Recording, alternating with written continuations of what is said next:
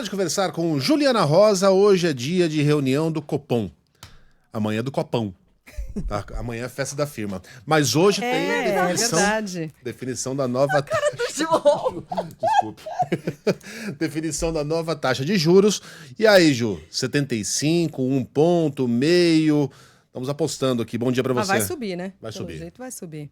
Que vai, né? A discussão é quanto que vai subir. Bom dia para vocês. Bom dia, Ju. Sheila, Megali, Carlinha. Bom dia para o nosso ouvinte. A discussão é quanto vai subir porque o Banco Central ele precisa dosar qual é exatamente a quantidade certa do remédio para poder combater a doença, que é a inflação, ao mesmo tempo sem matar o paciente. Então, é uma decisão muito difícil, uma das mais difíceis do Banco Central, no momento em que, tecnicamente, você tem uma discussão de que os juros talvez não tivessem que subir tanto quanto esse 0,75, que hoje é a média aí das expectativas, tem previsões até de 1 ponto percentual de aumento na reunião de hoje.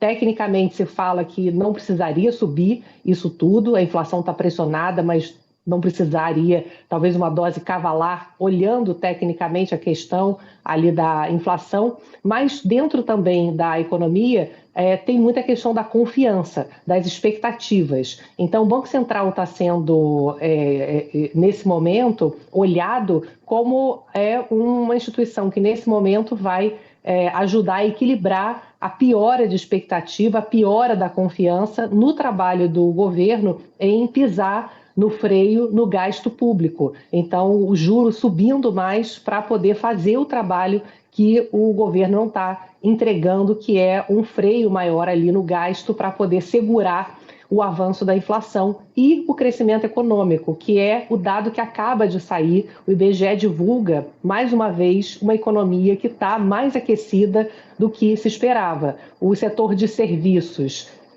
divulgou agora o IBGE, teve um crescimento muito acima do previsto, mais que o dobro, crescimento no mês de outubro de 1,1%, quando a previsão era 0,5%.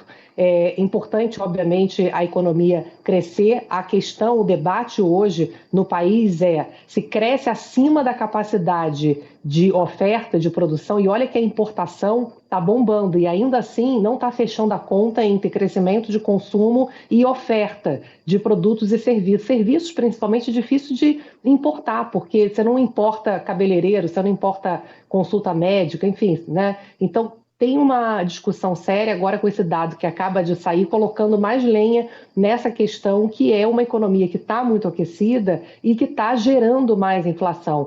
A parte de serviço, por exemplo, de inflação, ontem saiu o IPCA, comer fora de casa, restaurante, está caríssimo, foi a maior alta em mais de 2 anos no número de novembro do custo de alimentação fora de casa. Você tem que levar comida na bolsa, porque está muito caro comer fora. Então, é uma economia que começa a ficar hoje um debate do é muito bom crescer, mas se começa a gerar uma inflação muito forte e o Banco Central não age em relação a isso, você vai perdendo ali as expectativas para frente, né, de até onde pode ir essa inflação, e isso batendo principalmente no orçamento das famílias de mais baixa renda. Aqui no dado de serviço veio forte a parte de transporte, tanto transporte de passageiros quanto o transporte de cargas. Então, o setor de serviços é o setor que mais pesa na economia brasileira, é mais de 60% do PIB.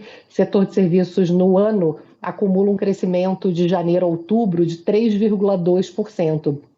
Então, é um debate aí difícil, porque dosar nesse momento essa expectativa, né, para o Banco Central ficar com a responsabilidade de poder contrabalançar aquilo que o governo não entregou, que foi um pacote fiscal de corte de gastos bem abaixo do que se esperava e da necessidade, principalmente, de tirar a lenha desse crescimento econômico. Tem a discussão da dívida, que o Brasil está gastando demais, e isso faz com que aumente insegurança e pressione o dólar, mas mais do que isso, nesse momento, que era a expectativa, a capacidade do governo continuar fazendo gastos, focando em quem realmente precisa e tendo a capacidade política de negociar, cortar gastos aonde não é, né, o prioritário nesse momento. Então, como o governo não conseguiu entregar aquilo que se esperava, acabou que o dólar subiu muito, o dólar continua acima dos R$ 6,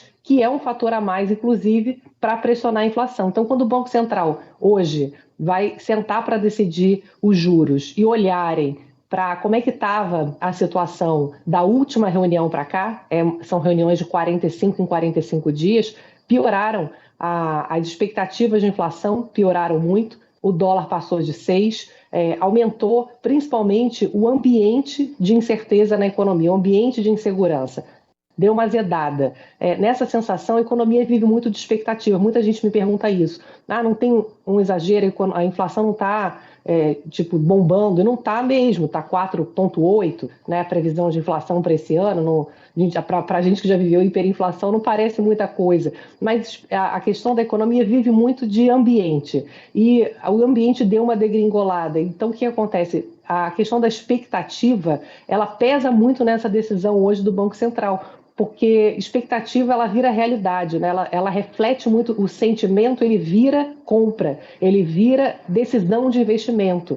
Então tem muito esse debate na economia. Olha, Banco Central, você tem que dar um sinal aí de credibilidade de que, pelo menos quando a gente olha para você, você vai ter o pulso de evitar que a situação de insegurança se deteriore. Então tem muito essa questão da confiança hoje no debate aí do Banco Central, porque é isso o que eu mais ouço do empresariado, das pessoas em geral, né? Eu posso confiar, mesmo que eu tenha dinheiro no bolso, eu posso comprar, né? E isso vai travando a economia. 30 segundos é só o que temos. 1 minuto, vai.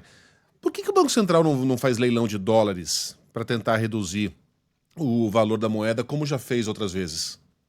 O Galípolo respondeu isso outro dia, né? Disse que não vai enfrentar no peito a alta do dólar, e ele explicou o seguinte, que o câmbio no Brasil é flutuante, ele vai oscilando ao sabor de entradas e saídas de forma natural. E o que ele fala é que quando são movimentos que refletem o ambiente, tipo, o dólar vai sair muito, ou vai entrar, o Banco Central ele não está ali para poder segurar cotação, ele está ali para poder evitar movimentos pontuais que podem causar uma alta forte pontual. Então, por exemplo, fim de ano, empresas multinacionais que tem aqui no Brasil, elas mandam muito dinheiro para fora. Então, de repente, tem um fluxo muito forte de dinheiro enviado para fora do Brasil e isso pressiona muito o dólar, né? Sai muito dólar nessa época do ano. Aí ele falou, aí o Banco Central entra para evitar uma oscilação muito forte por conta de uma questão técnica. Fim de ano tem muita saída de dólares por conta desse movimento que sempre acontece de enviar de empresas que tem sede fora, né, de multinacionais, manda-se dinheiro para fora. Mas ele falou, a gente não está aqui para ficar enxugando gelo, né, ficar botando dinheiro se tem um movimento de saída, por exemplo, nesse momento, que é o que acontece olhando para o país, o dólar reflete uma insegurança e aí o dólar sobe, a nossa moeda perde valor por conta de fundamentos, né? Muito bem.